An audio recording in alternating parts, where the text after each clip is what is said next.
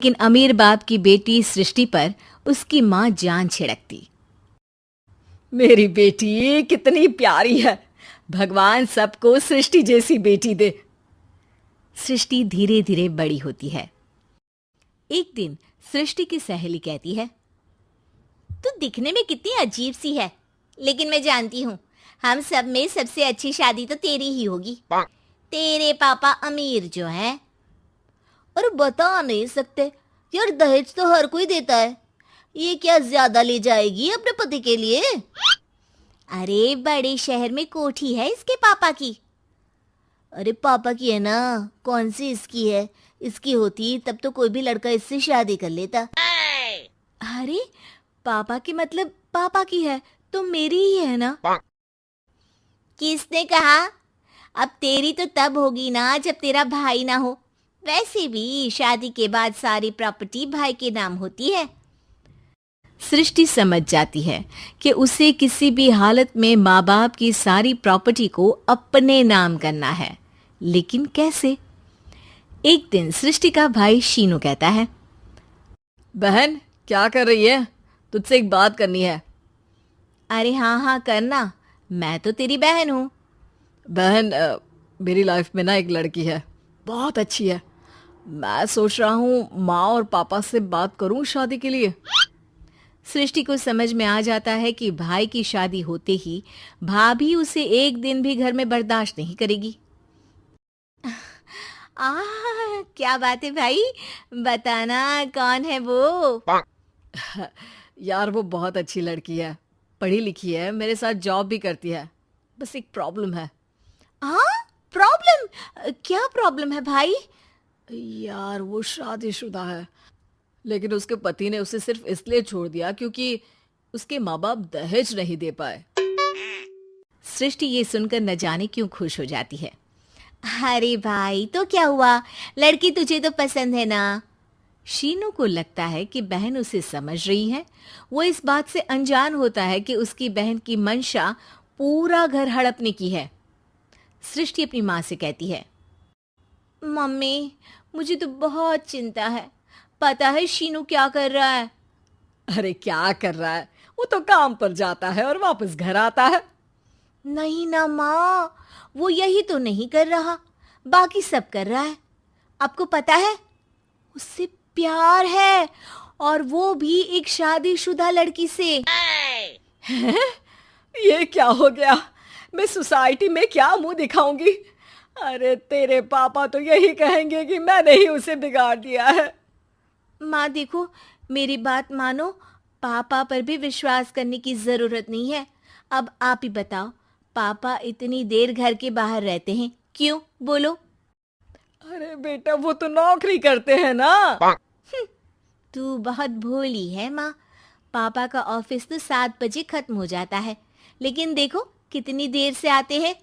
अरे नहीं नहीं बेटा, ऐसी कोई बात नहीं है। सृष्टि माँ को एक औरत से बात करते पिता की फोटो दिखाती है।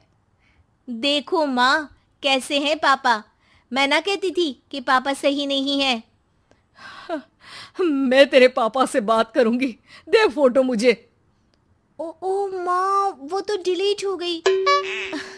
लेकिन चल, तूने तो देख लिया ना, पापा से बाद में बात कर लेना। और हाँ, मेरा नाम बिल्कुल मत लेना, हाँ माँ। अब क्या था, सृष्टि के माँ और पिता के बीच झगड़ा होना शुरू हो जाता है। सृष्टि के मन में क्या चल रहा था कोई नहीं जानता था। एक दिन, माँ सृष्टि के लिए एक लड़का देखा है, वो लोग शाम को उसे देखने आने वाले हैं। और हाँ माँ, एक खुशखबरी, मैं और पापा मिलकर एक नया बिजनेस ट्राई कर रहे हैं। शाम को लड़का आता है, सांवले रंग का। सृष्टि को तो बिल्कुल भी पसंद नहीं आता। लड़की की माँ कहती है, लड़की का चेहरा तो कोई खास नहीं, लेकिन अगर मेरे बेटे को आप लोग सेटल कर दें तो मैं उसकी शादी आपकी बेटी से करवा दूं। सृष्टि को लड़का बिल्कुल पसंद नहीं था। उसे भाई पर गुस्सा आ जाता है।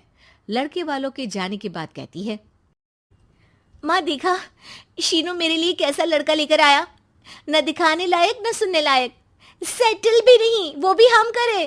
अरे माँ मैं जानती हूँ ये मेरी शादी किसी भी घर में क्यों करवाना चाहता है। अरे कैसी बात कर रही है बहन? तूने तो देखा ना, लड़के को मैंने ही मना कर दिया तुझसे शादी के लिए। जिसने लड़का बताया था उसने उसकी बहुत तारीफ की थी। बात आई गई हो जाती है, लेकिन सृष्टि का मन शांत नहीं होता। क्या करूं, कुछ समझ में नहीं आ रहा। मेरी शादी हो गई तो ये लोग पूरी प्रॉपर्टी शीनू के नाम कर देंगे। मेरे हाथ तो कुछ लगेगा ही नहीं। तभी सृष्टि को आइडिया आता है। वो किसी वकील को फोन करती है।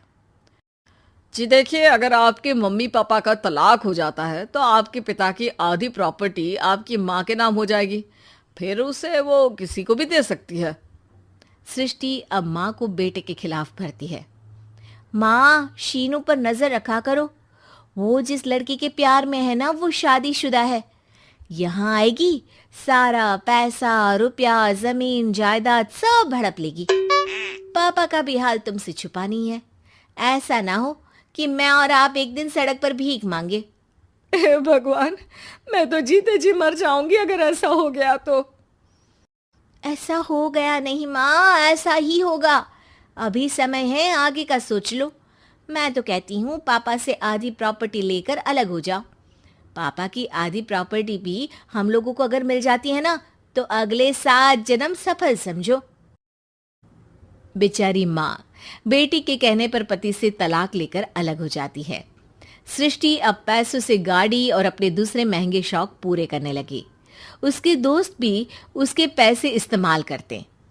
सृष्टि, कल तुम कहाँ थी? मैं सारा दिन घर पर अकेली थी।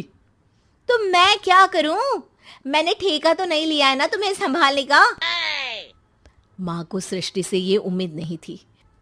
वो बैठकर रोने लगती है।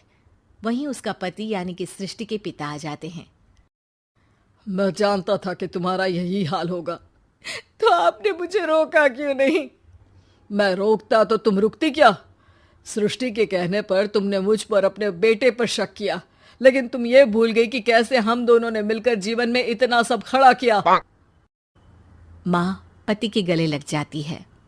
मुझे माफ कर दीजिए, मैंने आपकी कमाई का एक बड़ा हिस्सा गवा दिया।